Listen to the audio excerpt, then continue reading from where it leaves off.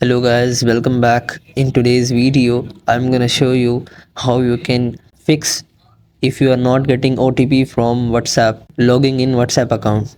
So don't worry about it. First of all, there are two ways. Open up the settings. After opening up the settings, now click on apps or search for apps. Now tap on apps. After opening apps, now scroll down and find WhatsApp. Yeah, here it is. Tap on WhatsApp. Now just tap on clear cache and clear storage.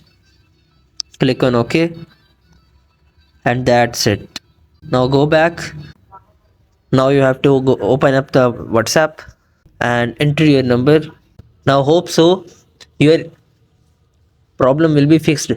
If still you are getting a problem, then don't worry about it. You have to just tap on top right corner of options. Tell WhatsApp about your problem. So you can write in this way. You have to write in this way: hi WhatsApp team, I'm facing problem in getting OTP, please help me to fix this, thanks. And you should also add screenshots and tap on next. Tap on this does not answer my question. After tapping on this, WhatsApp team will review your account and will fix your issue, and WhatsApp team will reach out to you through email address and will confirm you. Thank you so much.